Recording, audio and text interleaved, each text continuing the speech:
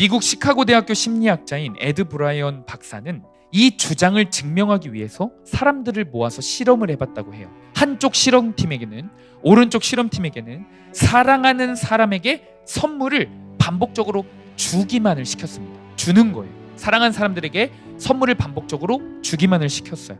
반대로 왼쪽 실험팀에게는 사랑하는 사람에게 선물을 반복적으로 받기만 하는 거예요. 긴 시간 동안 연구가 진행되고 결론이 이렇게 났어요. 사랑하는 사람에게 선물을 반복적으로 주었던 실험자들은 반복적으로 선물을 주었어도 그 사람이 느끼는 행복과 즐거움은 줄어들지 않았습니다. 오히려 반복되면 반복될수록 행복감이 올라간대요. 반대로 선물을 반복적으로 받기만 한 사람, 선물이 아주 좋은 값비싼 선물일지라도 점점점 시간이 지나면서 행복감이 떨어진다는 연구 결과가 발표됐어요. 저는 이 연구 결과를 보면서 저의 신앙생활 가운데, 우리 여러분들의 신앙생활 가운데 점점점 기쁨과 행복이 사라지는 이유에 대해서 생각해 보게 되었습니다. 곰곰이 여러분들도 생각해 보세요. 우리는 예수님의 사랑을요 받고만 싶어 해요. 예수님의 특별한 은혜를 받고만 싶어 합니다. 할렐루야, 할렐루야. 네, 오랜만에 본 친구들도 있고, 네, 계속 지겹도록 보지만 너무나도 반가운 친구들이 있습니다. 네, 오늘도 하나님 말씀이 살아계시기에 우리의 삶을 변화시킬 수 있는 능력이 하나님께 나옴을 믿습니다. 여러분들은 받는 것을 더 좋아하나요? 주는 것을 더 좋아하나요? 대부분의 사람들은 받는 것을 더 좋아합니다. 누군가에게 좋은 선물들을 받고 싶어 하고, 사람의 관심과 애정도 받는 것을 더 좋아해요. 그런데 종종 살아가다 보면요, 받는 것도 기쁘지만 주는 것이 얼마나 큰 기쁨인지 알게 되는 경우가 있어요.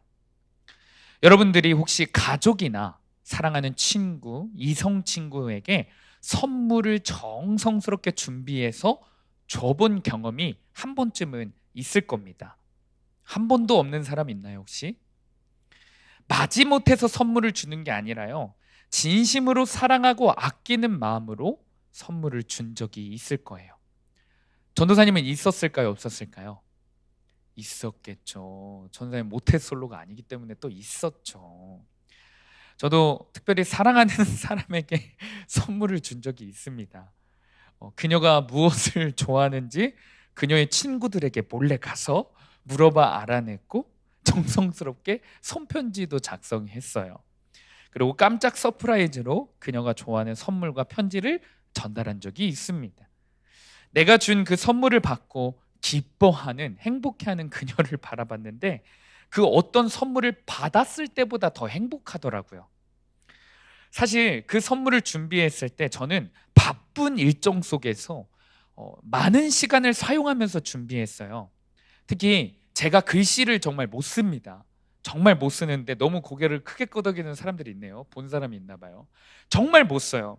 근데 글씨를 잘 써보고 싶어서 한 글자 한 글자 꾸역꾸역 힘을 쓰느라 편지 쓰는 데만 정말 6시간 이상이 걸렸어요. 6시간 이상.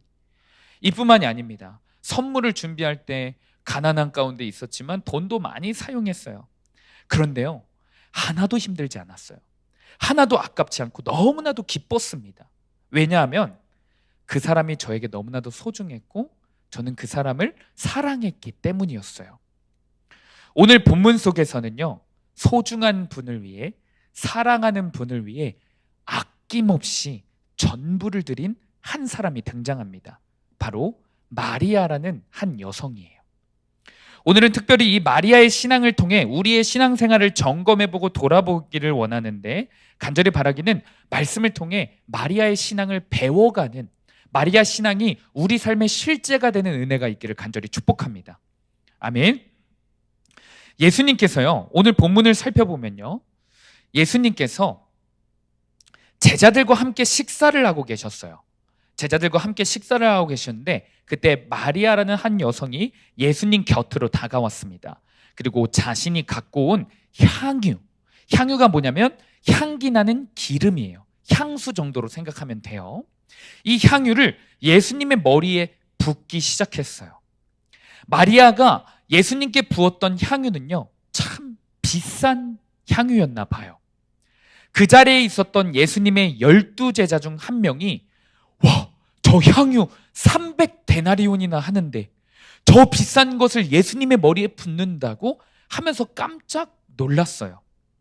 300데나리온이 얼마나 비싼 금액이냐면요, 여러분, 당시 이스라엘의 건장한 남자, 건강한 남자가 하루 종일 뼈 빠지게 일을 해서 번 일당이 1데나리온이었다고 해요. 그렇다면 300데나리온이면 한 남자가 뼈 빠지게 일해서 모은 1년치 월급, 즉 연봉을 의미해요. 대한민국 평균 연봉이 여러분 4,024만 원이라고 해요. 쉽게 이야기하면 300데나리온은 4천만 원 정도 되는 거예요. 심지어 여러분 생각해 보면요, 예수님 당시에 이스라엘에서 여자가 돈을 벌 수 있는 기회가 많았을까요? 적었을까요? 적었겠죠. 여자는 직업을 갖기도 되게 힘든 그런 남성 중심적인 사회였어요. 남자도 아닌 여자에게 이 300데나리온의 값어치는요, 1년치 월급 그 이상의 가치를 지닌 거예요. 그런데 이 비싼 것을 마리아가 예수님을 위해 전부를 드려요. 물론 우리가 생각하면 이럴 수 있어요. 금수저 집안에 태어나면요, 사실 300데나리온이라는 금액은 별거 아닐 수도 있어요. 그렇죠? 플렉스 할 수 있잖아요, 금수저 집안이면. 그러나 마리아는요, 금수저 집안이 아니었어요. 마리아가 사는 동네가요, 성경에 보니까 베단이라는 동네입니다. 베단이. 베단이라는 뜻이 뭐냐면 고난의 집, 가난한 자의 집이라는 뜻이에요. 병에 걸린 사람들, 사회적으로 약자들, 가난한 사람들이 빼곡빼곡하게 모여있는 곳이 바로 이 베단이었어요. 가난한 마리아에게 이 300데나리온짜리 향유는요, 어쩌면요, 인생에서 가장 소중한 것이고 자신의 전 재산과도 같았습니다. 그런데 그것을 예수님께 아까워하지 아니하고 한 번에 드려요. 사실요, 마리아가 예수님께 드린 이 향유는요, 이스라엘에 사는 여자들에게 가장 의미가 있는 물건이었는데요, 값도 비쌌던 것은 당연하고 한 여자의 인생에서 가장 의미가 있는 물건이었어요. 뭐 예를 들면 이런 거예요. 여러분, 대한민국 여자에게 가장 의미가 있는 물건이 뭡니까? 한번 말해보세요. 서연아, 대한민국 여자에게 가장 의미가 있는 물건이 무엇이 있을까? 한 여자의 인생에서 무엇이 있을까? 집. 네, 좋아, 집. 자, 뭐 예를 들면 이런 거예요. 결혼 반지?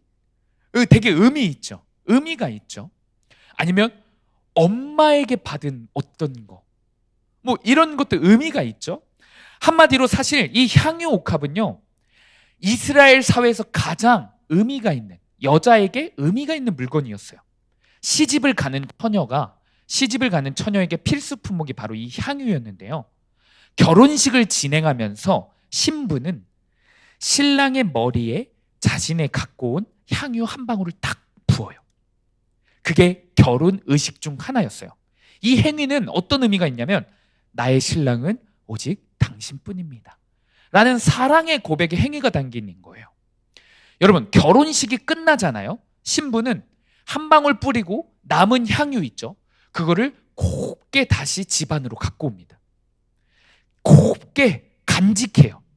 그리고 집안에서 가장 중요한 손님들이 찾아올 때마다, 가장 중요한 순간마다 이 향유를 한 방울씩 한 방울씩 사용하면서 자기 집안의 이미지를 높이는 데 사용했어요. 그렇게 아내들은요, 자기의 결혼식에 이 향유를 사용하고 집안의 가장 중요한 행사들 순간마다 향유를 한 방울 한 방울씩 아끼며 사용한 거예요.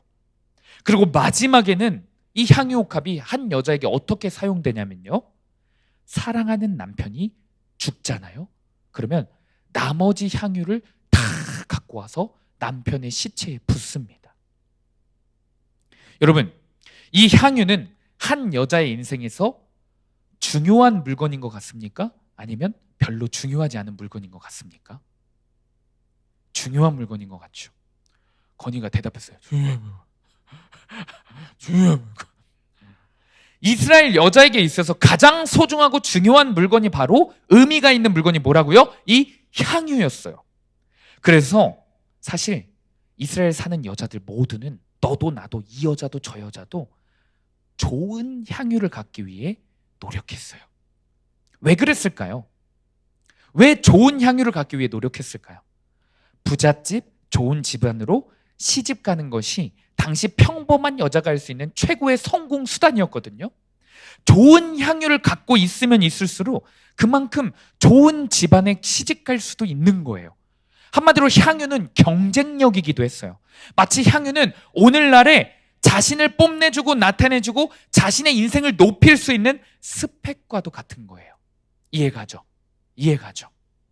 그런데 마리아는요, 한 여자로서 이렇게나 자신의 인생에서 가장 중요하고 소중한 이 향유 옥합을요, 자신을 위해 사용하지 않았어요. 자신의 성공을 위해 사용하지 않고 예수님께 오늘 본문에 보니까 아낌없이 드립니다. 이 시점에서 우리의 삶을 돌아봤으면 좋겠습니다.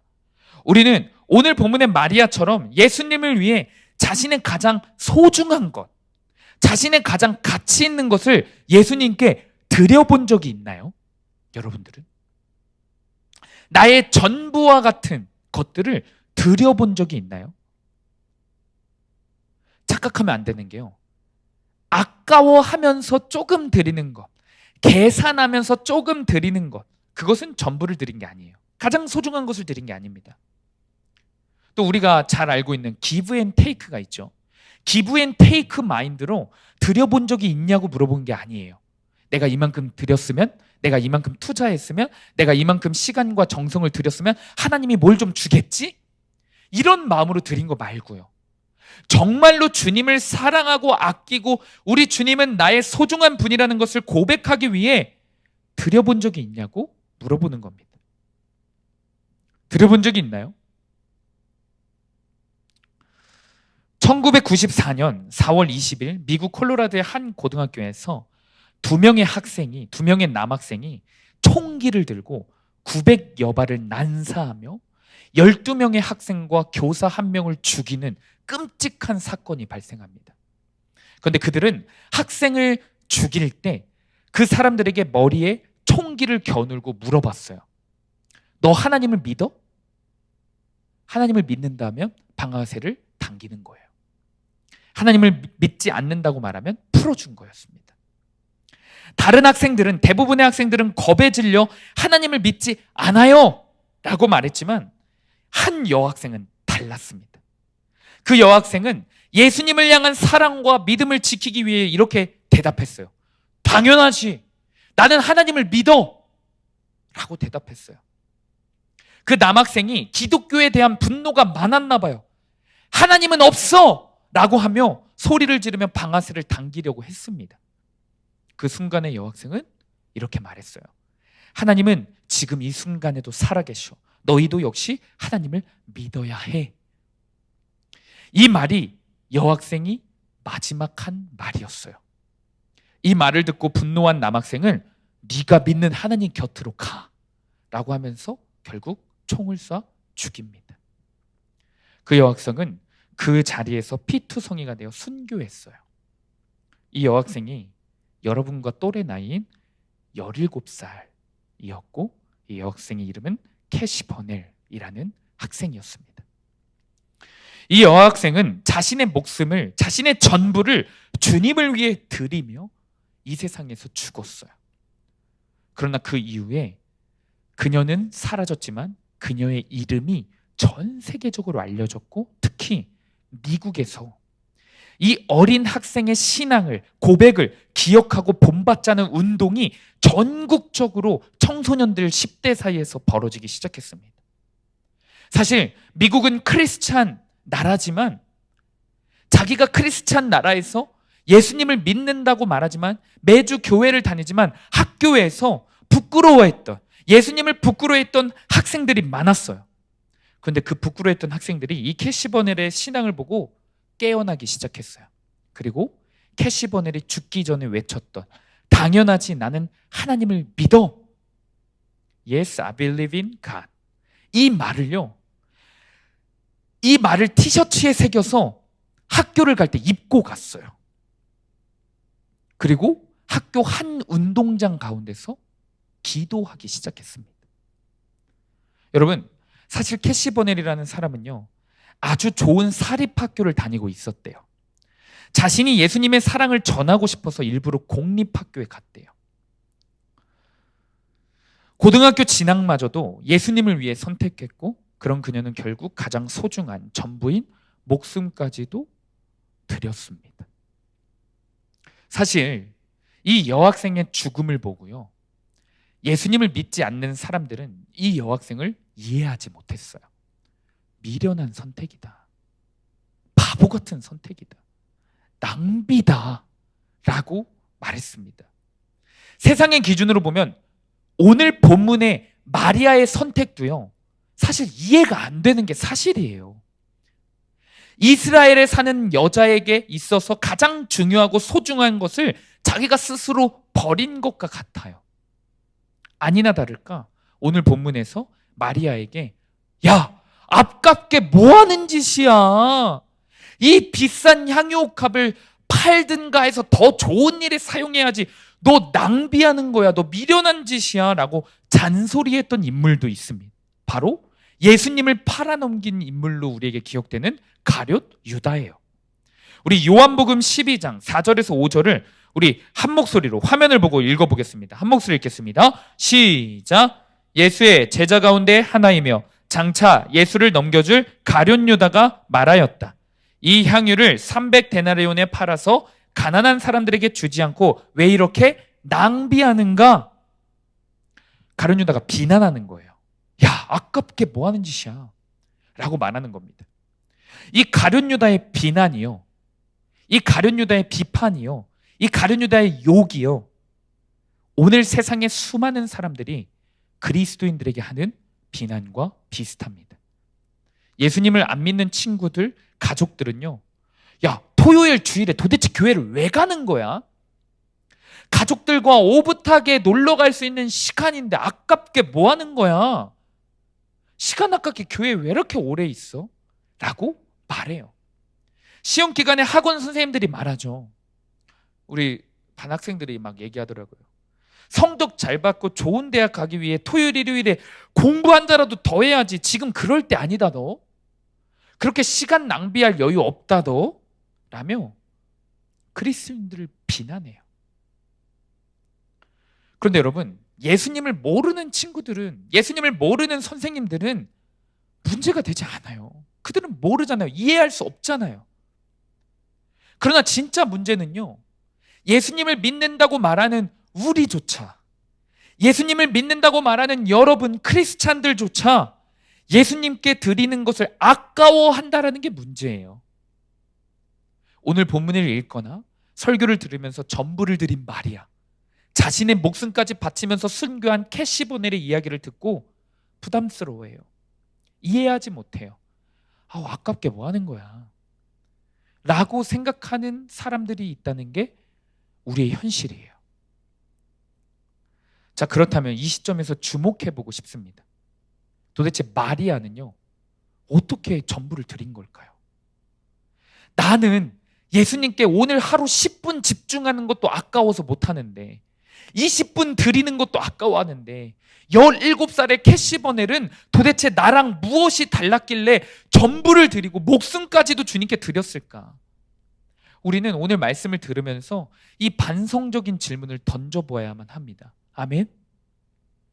캐시 버넬의 어머니가요, 딸이 죽고 난 뒤 방송사와 인터뷰를 하면서 일주일 전에 내 딸과 이런 대화를 나눴다고 고백했습니다. 전사에 읽어드릴게요. 캐시 버넬이 죽기 일주일 전에 엄마와 이런 대화를 했대요. 엄마, 나는 사실 죽는 게 두렵지 않다. 왜냐면 예수님이 나를 위해 이미 죽으셨기 때문에 내가 만약에 죽는다면 천국에 갈 수 있는 거잖아. 그리고 나는 죽는다면 예수님을 위해 죽고 싶어. 예수님의 사랑을 고백하면서 죽고 싶어. 그것은 나를 위해 돌아가신, 나를 위해 죽으신 예수님을 위해 할 수 있는 가장 작은 일이잖아 라고 말했다고 해요. 사랑하는 여러분, 캐시 버넬이 어떻게 이렇게 전부를 드릴 수 있었을까요? 예수님께서 나를 위해 전부를 드렸다는 사실을 알았어요. 먼저 알았던 거예요.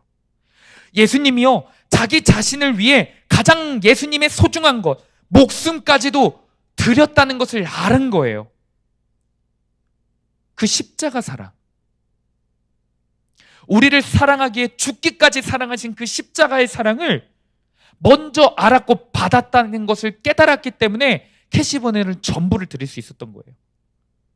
오늘 본문의 마리아 역시 똑같았어요. 예수님의 십자가 사랑을요, 이미 말씀을 통해 듣고 알고 있었대요. 예수님께서 마리아가 전부를 드릴 수 있었던 이유에 대해서, 이 향유옥합을 나에게 준 이유에 대해서 이렇게 정확히 말씀하고 있습니다. 오늘 본문 12절 말씀입니다. 우리 여러분들이 한 목소리로 읽어주세요. 정신 차리고 한 목소리로 읽습니다. 시작.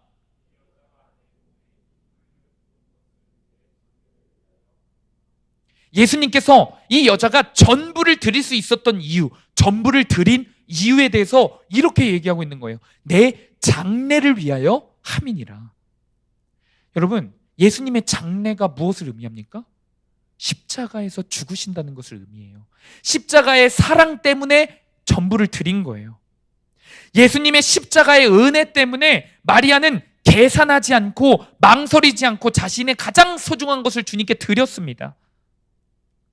먼저 예수님이 나를 사랑하셨고, 먼저 예수님이 나를 찾아오셨고, 먼저 예수님이 나를 위해 예수님의 전부를 드리셨고, 먼저 예수님께서 나를 위해 계산하지 않으셨다는 것을 알면요, 그것을 경험하면요, 나도 예수님께 드릴 수 있는 거예요. 여러분, 마리아는요, 사실 음란했던 과거가 있었어요.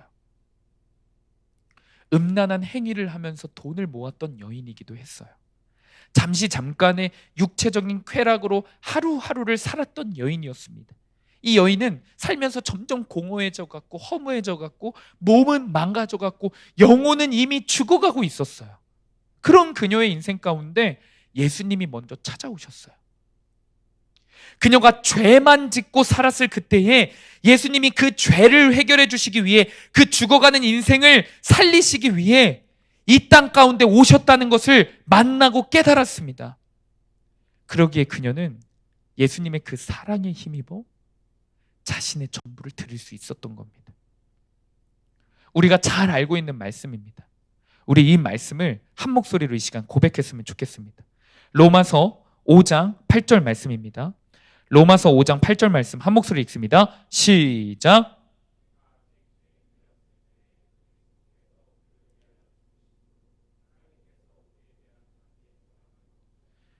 우리 한 번 더 믿음으로 고백합니다. 우리가 아직 죄인 되었을 때 그리스도께서 우리를 위하여 죽으심으로 하나님께서 우리에 대한 자기의 사랑을 확증하셨느니라. 아멘.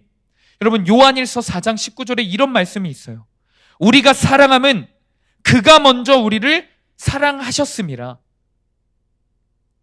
우리 중고등부 학생 모두에게, 전도사님에게 예수님은 오늘도 먼저 찾아오십니다. 예수님께서는 십자가에서 이미 여러분들을 위해 전부를 드리셨습니다. 예수님이 먼저 죽기까지 사랑하셨습니다. 심지어 예수님은요, 단 한 번도 망설이지 않으시고 아까워하지 않으시고 여러분들을 위해 전부를 드리셨다고요. 예수님이 나를 위해 전부를 드리셨는데, 목숨까지도 주셨는데, 그래서 내가 천국 갈 수 있게 되었는데, 우리의 시간 드리는 것, 우리의 물질 드리는 것, 우리의 마음을 주님께 드리는 것이 무엇이 아깝겠습니까? 당연히 주님께 전부를 드리는 것은 당연한 일입니다. 이 사실을 깨닫는 저와 여러분들 되기를 간절히 축복합니다. 적용 질문입니다.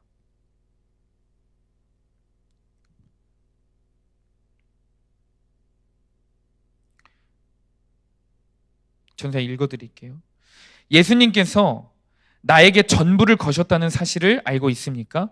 예수님께서 나를 목숨까지 바치면서 사랑하신 십자가의 사랑을 기억하고 있습니까? 사랑하는 여러분, 우리 중고등부 학생들은요, 사실 이 적용 질문에 고개를 끄덕일 수밖에 없을 거예요. 예수님께서 이 세상 모든 사람의 죄악이 아니라, 다른 사람들의 죄악이 아니라 나의 죄 때문에 십자가에서 죽으셨다라는 사실을 머리로 이해한 게 아니라 여러분들이 두 눈으로, 온몸으로 경험하고 만났을 겁니다. 한 친구와 제자 훈련을 하는데 이 친구가 이렇게 고백을 하더라고요. 잘 들어보세요. 수련회 가기 전에 자신의 삶에 너무나도 큰 고난이 왔었대요. 학교에서 친한 무리들이 있었는데 그 사이에서 내가 잘못한 게 하나도 없었고, 그런데 자기를 싫어하는 몇 명이 생겼습니다. 그 몇 명 생긴 친구 때문에 무리들 전체와 사이가 안 좋아진 거예요. 자신이 믿었고 사랑했고 정을 주었던 친구들이었는데 그 친구들이 나를 배신하니까 실망감이 너무 큰 겁니다. 이 관계의 고난 때문에 인생이 무기력했었어요. 슬펐고 우울했습니다. 그 상태로 수련회를 가게 되었어요. 수련회에 가서 예수님의 십자가의 사랑을 만났고 자신의 죄가 너무나도 깨달아져서 그동안 자기의 이기적인 모습, 음란, 세상의 가치, 친구들을 우상 삼았던 그 죄를 다 회개했어요.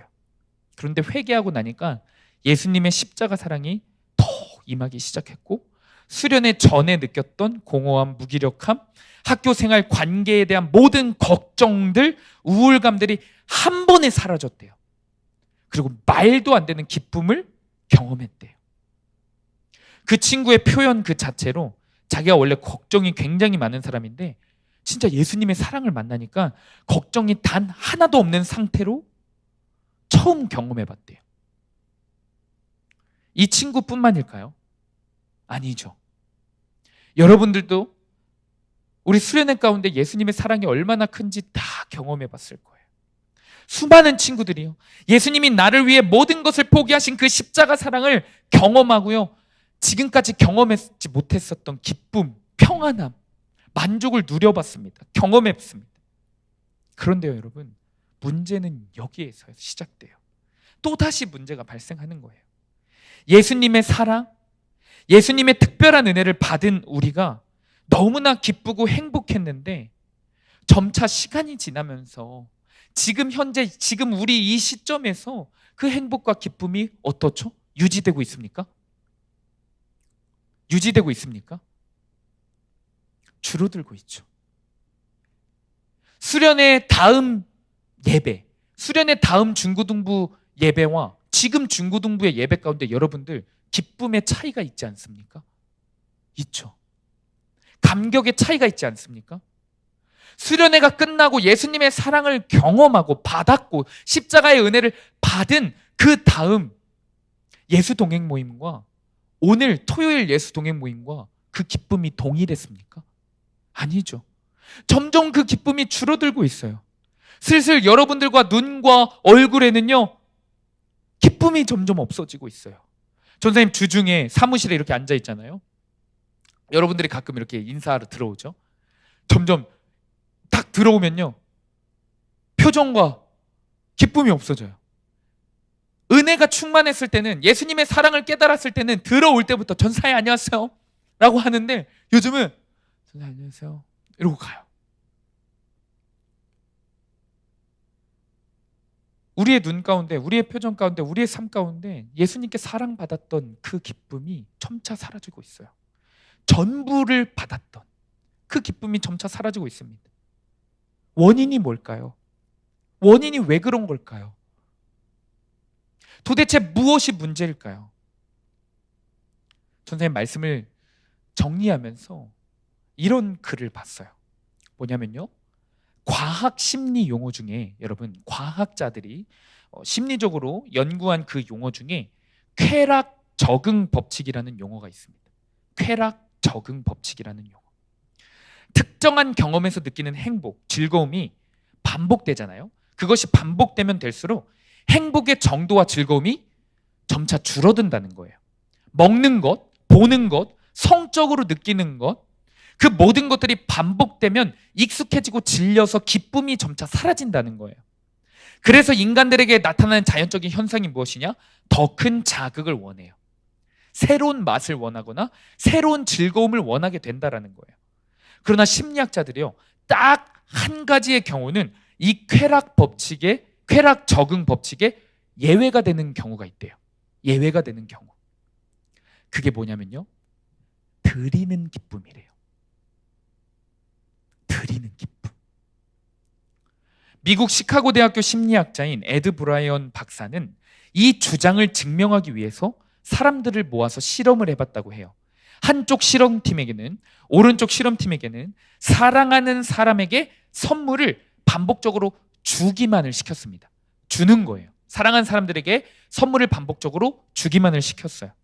반대로 왼쪽 실험팀에게는 사랑하는 사람에게 선물을 반복적으로 받기만 하는 거예요. 받기만 하는 실험을 시켰습니다. 긴 시간 동안 연구가 진행되고 결론이 이렇게 났어요.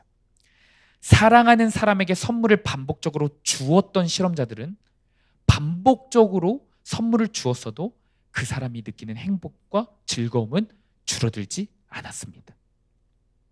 오히려 반복되면 반복될수록 행복감이 올라간대요. 반대로 선물을 반복적으로 받기만 한 사람, 선물이 아주 좋은 값비싼 선물일지라도 점점점 시간이 지나면서 행복감이 떨어진다는 연구 결과가 발표됐어요. 저는 이 연구 결과를 보면서 저의 신앙생활 가운데, 우리 여러분들의 신앙생활 가운데 점점점 기쁨과 행복이 사라지는 이유에 대해서 생각해 보게 되었습니다. 곰곰이 여러분들도 생각해 보세요. 민지야, 곰곰이 생각해 보세요. 우리는 예수님의 사랑을요, 받고만 싶어 해요. 예수님의 특별한 은혜를 받고만 싶어 합니다. 예수님의 사랑뿐만이 아니에요. 공동체의 사랑과 관심을요, 교회 전도사님과 선생님들과 형, 언니, 오빠, 누나의 관심과 사랑을요, 받고만 싶어 해요. 인정을요, 받고만 싶어 합니다. 정작 내가 예수님께 무언가를 드리고, 내 사랑을 드리고, 예수님께 특별한 결단을 드리고, 공동체의 관심과 옆 사람에게, 우리 교회 다니는 친구들에게 애정을 주는 것에는 관심이 없어요. 전도사님, 이 사실을 증명해 볼까요? 여러분, 하루 일상 가운데서 말씀을 읽고 큐티하고 기도하는 시간, 예수님께 여러분의 시간을 드리는 것 즐거워합니까? 기뻐합니까? 아니면 아까워하고 있습니까? 선생님들과 교회 친구들에게 인정과 관심과 사랑을 받는 것을, 챙김을 받는 것은 좋아하면서 여러분들은 정말로 준 적이 있습니까? 관심을 줘보고, 사랑을 줘보고, 챙겨 줘보고 한 적이 있습니까?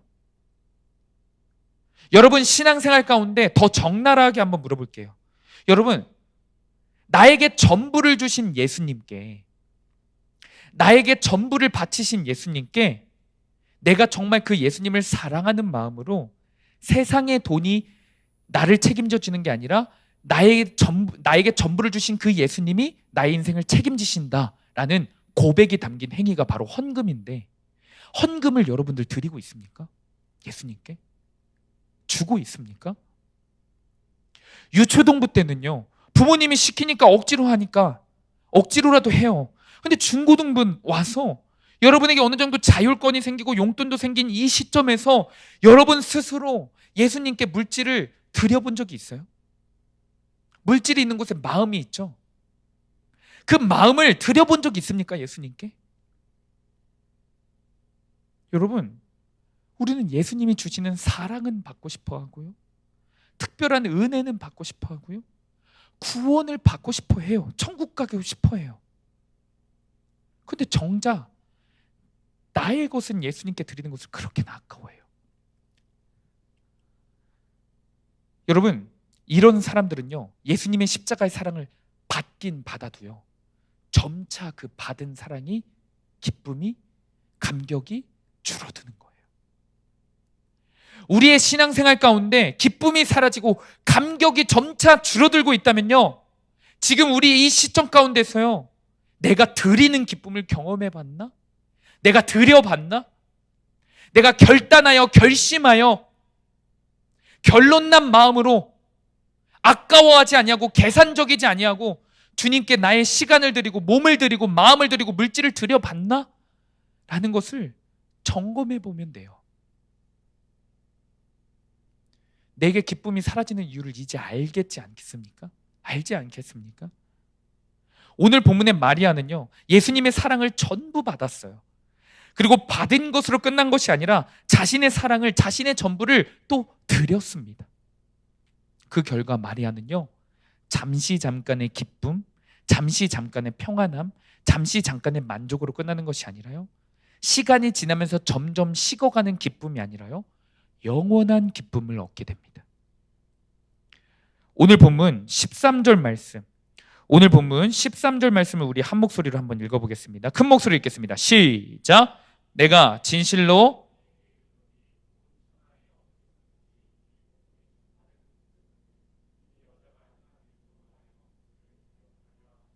아멘. 마리아가 예수님께 전부를 드린 이 사랑이 온 천하에 시간이 지나고 이 세상의 끝날이 올 때까지 어디에서든지, 한국이나 미국이나 일본이나 그 어디에서든지 기억될 거래요. 2000년 전 실존 인물이 드린 이 사랑이요, 2000년이 지나 우리 가운데 기억되어지고 있어요. 마리아는요, 이미 그 당시 때 지금 천국에 있겠지만 너무나도 기뻤을 거예요. 영원한 기쁨을 얻은 거예요. 하나님 나라를 위해 쓰임받고 있어요. 지금도. 반대로 오늘 본문에서 이 마리아가 향유옥합을 예수님께 드린 것을 이해하지 못했고 비난했고 욕했던 인물 한 명이 있다고 그랬죠. 누구죠? 가룟 유다. 가룟 유다는요, 예수님께 드리기보다는요, 예수님을 늘 이용만 한 사람이에요. 대표적인 인물입니다. 예수님에게요, 무엇인가를 얻기만을 원했어요. 늘 계산적으로 예수님을 따랐거든요. 그러다가 결국에 배신을 했어요. 그런 가룟 유다의 결론은 무엇이냐? 영원한 근심을 얻게 돼요. 영원한 저주를 받게 됩니다.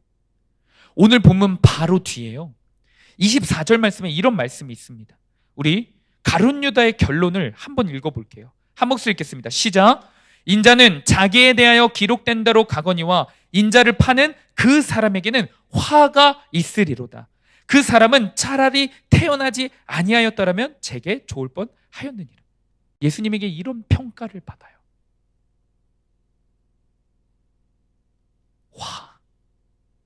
화를 받습니다. 영원한 근심을 얻게 돼요.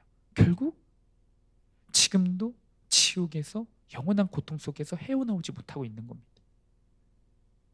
사랑하는 여러분, 마지막 적용 질문입니다. 우리 한 목소리로, 큰 목소리로 한번 읽어볼까요?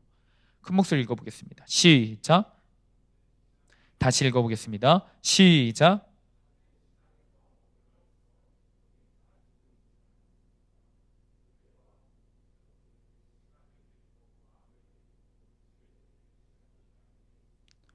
사랑하는 여러분, 우리의 신앙생활이 지금 감격이 점차 줄어들고 있다면 예수님이 나에게 전부를 거셨다는 그 십자가 사랑을 다시 한번 우선은 기억해야 돼요.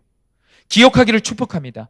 그리고 그 십자가 사랑을 매번 이용만 하고 받기만을 원하는 게 아니라 내 죄책감을 덜어내기 위해서 예수님의 사랑을 받기만 하는 것이 아니라 이제는 예수님을 위해 나의 사랑을 드리고 나의 믿음을 드리고 나의 결단을 드리고 나의 시간을 드리고 나의 물질까지도 예수님께 드리는 여러분들이 되기를 간절히 축복합니다. 그때 우리의 마음 가운데 세상에 줄 수 없는 기쁨이, 영원한 기쁨이 넘치는 거예요. 그 기쁨이 우리 가운데, 오늘 이 시간 가운데 넘치기를 간절히 소망합니다. 기도하시겠습니다.